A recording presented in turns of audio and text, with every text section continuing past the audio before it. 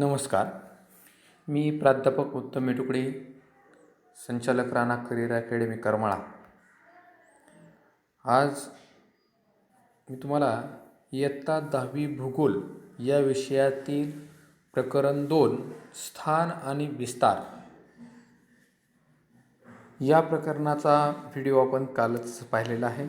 पाठीमागचा व्हिडिओ मी पाहिला नसेल तर, आणि त्याच्यावरती एक तुलनात्मक या ठिकाणी तक्ता तयार केलेला आहे, जेणेकरून एकाच तक्त्यामध्ये पूर्ण प्रकरणाचा अभ्यास होऊ शकेल अशा प्रकारे या ठिकाणी तक्ता तयार केलेला आहे. तर या ठिकाणी घटक आणि ते घटक भारत आणि ब्राझील मध्ये कसे आहेत याचा इथे तक्ता दिलेला आहे. पहिला सुरुवातीला या ठिकाणी दिसते स्थान,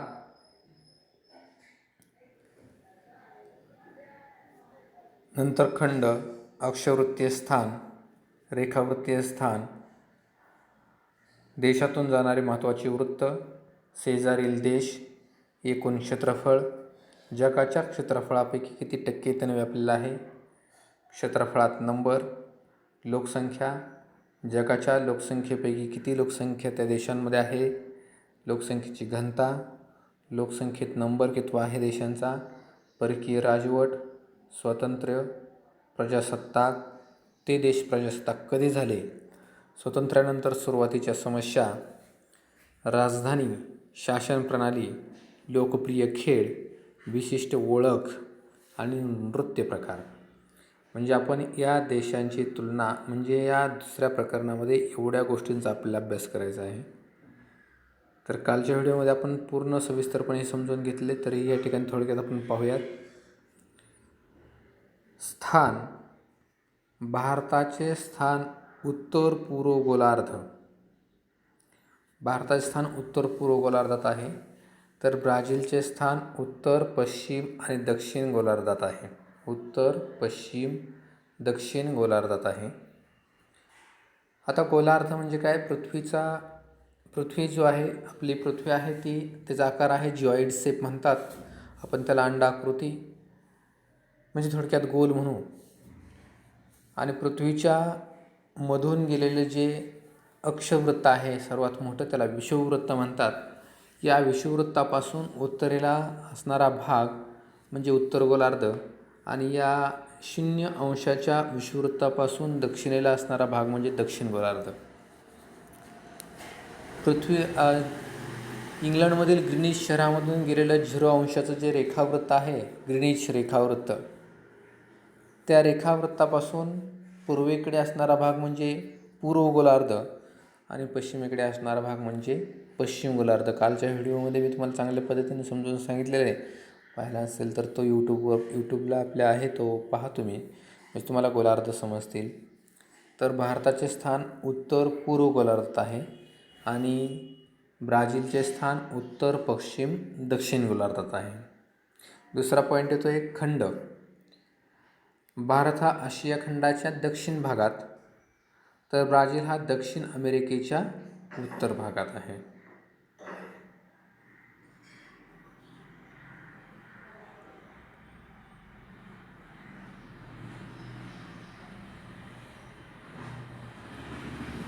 हा पॉईंट चालू आहे आपला.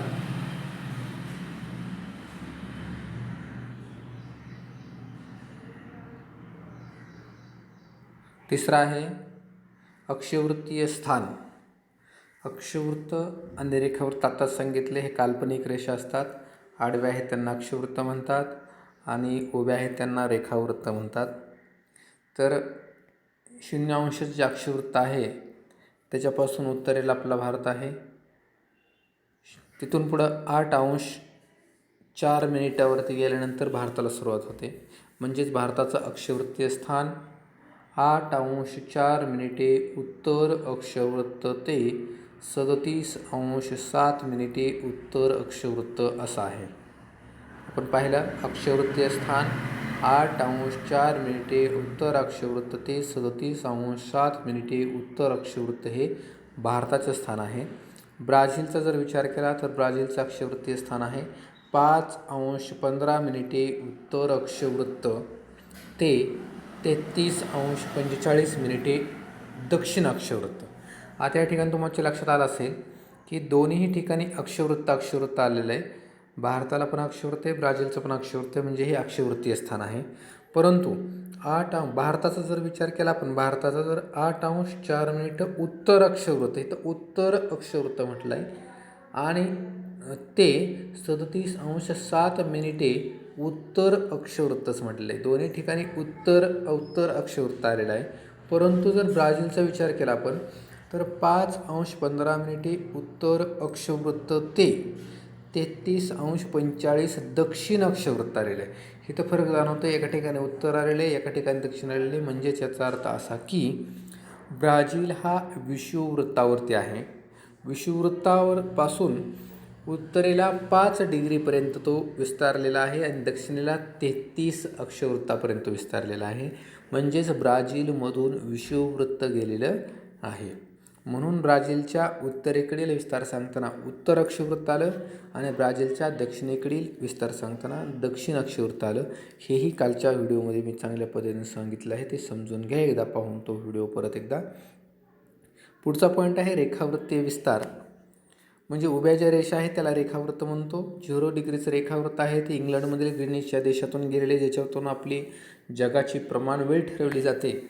भारताची प्रमाणवेळ ही 5.5 तासांनी पुढं आहे आणि ब्राझीलची प्रमाणवेळ ही 3 तासांनी पाठीमागं आहे. म्हणजे हेच 0°चं रेखावृत्त आहे, ते मुख्य मानलेलं आहे. तिथून मोजायला सुरुवात करतो. पश्चिमेकडे 1, 2, 3, 4 असे 180पर्यंत आणि पूर्वेकडे पण तसेच मोजले जातात. आता रेखावृत्तीय विस्तार जर पाहायचं म्हणले तर भारताचा आहे 68°7' पूर्व रेखावृत्त ते 97°25' पूर्व रेखावृत्त. म्हणजेच आपण 0°च्या लाईन आहे, रेषा आहे, तिथून जर मोजायला सुरुवात केली पूर्वेकडे, तर 68 नंबरचं जे रेखावृत्त आहे तिथून आपल्या भारताला सुरुवात होईल आणि आपला भारत ज्यावेळेस संपेल त्यावेळेस रेखावृत्त असेल 97°25' पूर्व रेखावृत्त. दोन्ही ठिकाणी पूर्व येण्याचं कारण हे आहे की आपला भारत हा ग्रीनिच रेखावृत्तापासून पूर्वेला आहे, म्हणून पूर्व रेखावृत्त ते पूर्व रेखावृत्त आलेलं आहे. आणि ब्राझीलचा जर विचार केला आपण तर 34°45' पश्चिम रेखावृत्त ते 73°48' पश्चिम रेखावृत्त. या ठिकाणी दोन्ही ठिकाणी पश्चिम आलेले आहे. कारण का, तर ग्रीनिच रेखावृत्तापासून पश्चिमेला ब्राझील आहे, म्हणून दोन्ही ठिकाणी पश्चिम रेखावृत्त ते पश्चिम रेखावृत्त आलेलं आहे. पुढचा पॉईंट आपल्या देशातून जाणारे महत्त्वाचे वृत्त आताच पाहिलं आपण की बरेच वृत्त देशातून जात असतात, त्यातलं महत्त्वाचे वृत्त आपण या ठिकाणी पाहतोय. भारताचा विचार केला तर कर्कवृत्त हे भारताच्या मधून जातं. 23.5° कर्कवृत्त उत्तरेला असणार. 23.5° उत्तर अक्षवृत्त जे आहे त्याला आपण कर्कवृत्त म्हणतो. तो भारताच्या मध्यातून जातो. भारतातील 8 राज्यांमधून जाते. ते 8 राज्य लक्षात ठेवण्यासाठी कोटेशन आहे. मित्र माझा रागू छाप. मी म्हणजे मिझोराम, त्रिपुरा, मित्र मा म्हणजे मध्य प्रदेश, झारखंड, मित्र माझा राजस्थान, गुजरात पश्चिम बंगाल. या 8 राज्यातून हे कर्कवृत्त जातं. आणि ब्राझीलचा विचार केला तर एक विषुववृत्त आहे आणि मकरवृत्त आहे. विषुववृत्त ब्राझीलच्या उत्तर भागातून जातं आणि मकरवृत्त हे ब्राझीलच्या दक्षिण भागातून जातं.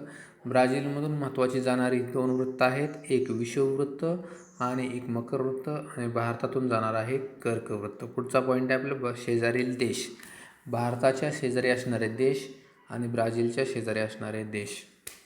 भारताच्या शेजारी असणारे देश आपण या ठिकाणी पाहू. वायव्येकडून सुरुवात केलेली आहे.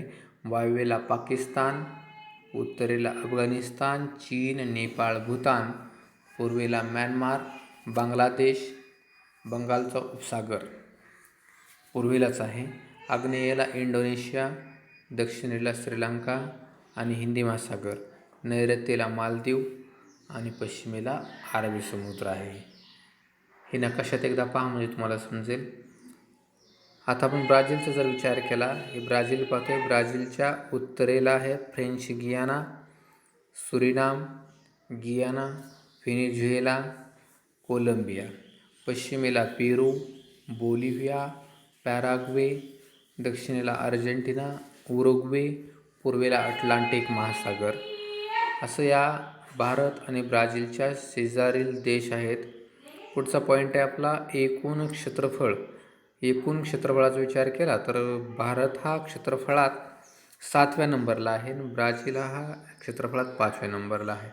म्हणजेच भारताचं क्षेत्रफळ 32,87,263 चौरस किलोमीटर आणि ब्राझीलचं आहे 85,15,767 किलोमीटर.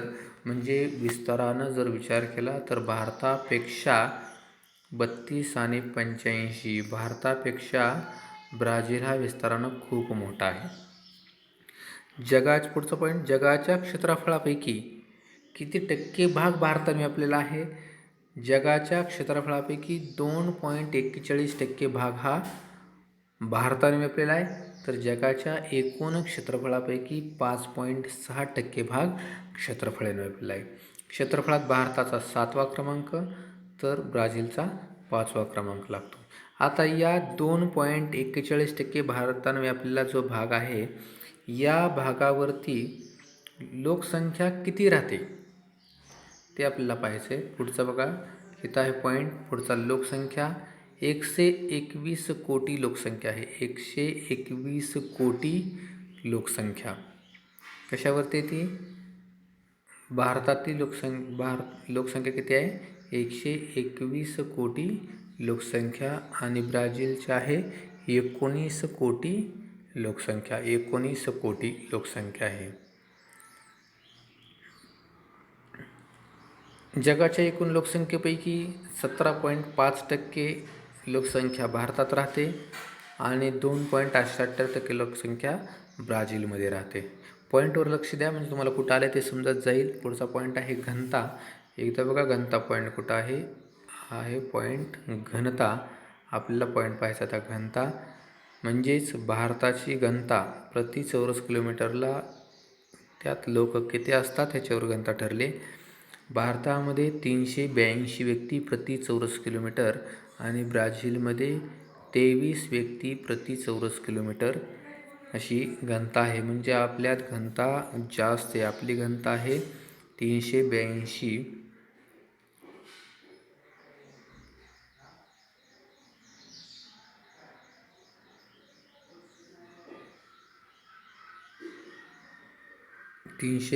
घनता इथं हा चालू आहे पॉईंट आपला. घनता प्रति चौरस किलोमीटरला 382 आहे आणि ही ब्राझीलची जी आहे घनता ती 23 प्रति चौरस किलोमीटर आहे. म्हणजे हा पॉईंट आपला चालू आहे घनता. पुढचा आहे लोकसंख्येच्या बाबतीत नंबर आपला लागतो 2रा आणि ब्राझीलचा आहे 5वा. तर भारतावर जशा पद्धतीनं परकीय राजवट. पुढचा पॉईंट परकीय राजवट. परकीय राजवटीने भारतावरती 1.5 शतक ब्रिटिशांनी राज्य केलं तर ब्राझीलवरती 3 शतक पोर्तुगीजांनी राज्य केलं. पुढचं आहे स्वतंत्र. भारताला 15 ऑगस्ट 1947 स्वतंत्र मिळालं तर ब्राझीलला 7 सप्टेंबर 1822मध्ये स्वतंत्र मिळालं. प्रजासत्ताक 26 नोव्हेंबर 1950ला आपण प्रजासत्ताक झालो तर 1985मध्ये ब्राझील प्रजासत्ताक झाला. स्वातंत्र्यानंतर सुरुवातीला समस्या कोणत्या भेडसावत होत्या ते आपल्याला पाहायचं. तर सुरुवातीच्या काळामध्ये भारताला 3 युद्ध आणि दुष्काळी परिस्थितीला सामोरं जावं लागलं. तर ब्राझीलला विविध वित्तीय समस्या भेडसावत होत्या. पुढचं आहे राजधानी. राजधानी आहे आपली दिल्ली तर त्यांची आहे ब्राझिलिया.